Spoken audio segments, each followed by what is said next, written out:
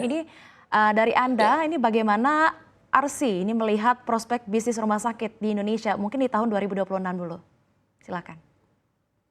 Oh, baik, tentunya dengan jumlah penduduk yang sangat luas gitu ya, di mana kebutuhan akan pelayanan kesehatan ini sangat diperlukan sekali ya. Kita rumah sakit itu baru sekitar 3.200, hanya saja memang distribusinya tidak merata, tentunya di Jawa akan sangat banyak gitu ya. Sedangkan di luar Jawa masih sangat terbatas. Ini tadi dari populasi yang semakin besar, terus juga cakupan JKN juga sudah hampir lebih dari 95%, tentunya terus juga perkembangan industri kesehatan juga semakin meningkat, nah sehingga prospek pelayanan rumah sakit di Indonesia ini tentunya sangat menantang untuk perkembangan lebih lanjut gitu, Pak.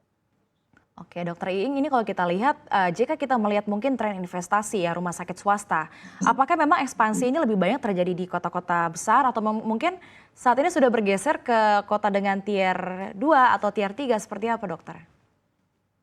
Iya, memang saya lihat untuk di rumah sakit swasta terutama yang grup, mereka lebih terfokus memang di kota-kota besar gitu ya, di kota-kota besar. Sedangkan di daerah-daerah sebetulnya masih membutuhkan beberapa rumah sakit. Malahan mungkin di rumah sakit vertikal sendiri sekarang lebih mengembangkan misalnya membuka 40 rumah sakit baru hampir setara dengan tipe A yang pelayanannya cukup lengkap. Jadi ini tantangan tersendiri karena memang pertumbuhan rumah sakit itu sendiri antara 8 sampai 10% setiap tahunnya gitu ya.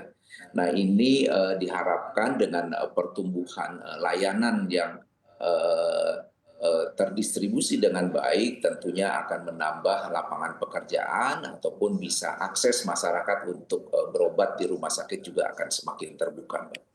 Dokter Iing, ini kalau kita lihat segmen, layanan ya, ini segmen layanan apa sih mungkin diperkirakan akan tumbuh seperti itu yang paling cepat mungkin dalam beberapa tahun terakhir? Apakah, spesialis atau mungkin premium care atau memang justru layanan-layanan dasar ini, Dokter?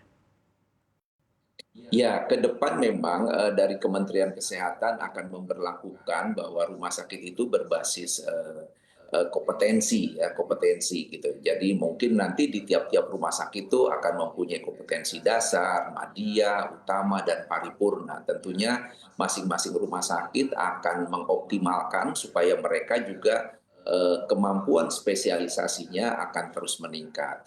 Yang sedang dikembangkan misalnya oleh pemerintah sekarang misalnya untuk jantung, untuk dialisa, untuk cancer gitu ya, itu sedang ditingkatkan gitu ya. Sehingga mungkin pemerintah juga mengupayakan untuk penambahan dokter-dokter spesialis sehingga fasilitas kesehatan yang ada di kita juga akan mendapatkan suplai dokter yang mencukupi.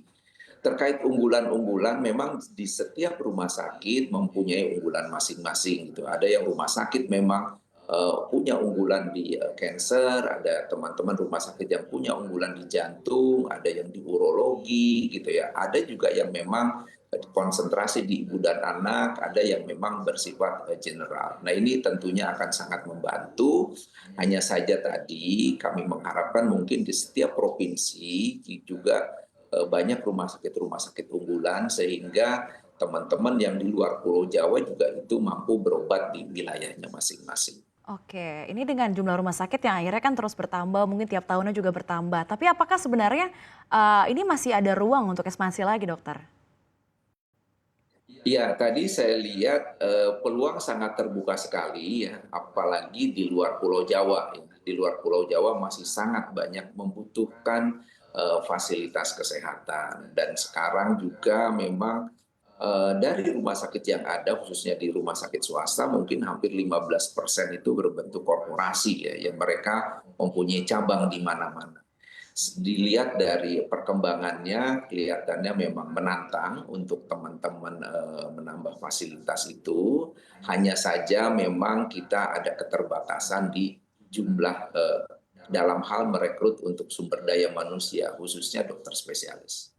Oke, berarti untuk PR-nya saat ini memang masih, keterbatasan dari sumber daya manusia itu sendiri ya, Dokter ya, untuk spesialis ya? Iya betul, masih keterbatasan itu untuk di teman-teman di rumah sakit swasta. Oke, selain itu kan tantangan sendiri ya. Nah, kalau kita lihat mungkin ke depan ini faktor utama seperti apa dokter yang mungkin akan menentukan dari kinerja rumah sakit sendiri itu apa sebenarnya? Tentunya, rumah sakit ini sangat tergantung dengan regulasi, ya, regulasi yang akan diterapkan oleh pemerintah. Ke depan mungkin pemerintah akan menerapkan kelas rawat inap standar. Nah, ini akan berlaku di tahun 2027, terus juga, EDRG, ya, tarif EDRG khususnya untuk pasien JKN, dan tadi saya sudah sampaikan ke depan akan ada, sistem, rujukan berbasis kompetensi. Jadi penggolongan rumah sakit itu tidak berdasarkan tipe A, tipe B, tipe C, tipe D lagi, tapi berdasarkan kompetensi. Nah, ini kalau regulasi ini jelas dan bisa diimplementasikan oleh teman-teman, tentunya ini akan sangat membantu. Ya, kadang-kadang memang kami di rumah sakit ini kalau regulasinya kadang-kadang belum jelas. Nah, ini yang mengakibatkan kegalauan di teman-teman rumah sakit karena untuk mengikuti regulasi, tentunya kami di rumah sakit harus membutuhkan investasi, harus membutuhkan persiapan sumber dayanya, harus mempersiapkan prosedur, dan lain-lain. Jadi kami harapkan regulasi-regulasi yang akan ditetapkan oleh pemerintah ini kita sama-sama diskusi supaya nanti hasilnya bisa lebih baik dan ini bisa bermanfaat untuk pelayanan yang ada di Indonesia ini. Oke, berarti ini baru hanya sebatas regulasi atau rancangan saja ya dok ya. Ini kalau mungkin Ya. implementasi diharapkan kapan bisa diimplementasikan dok?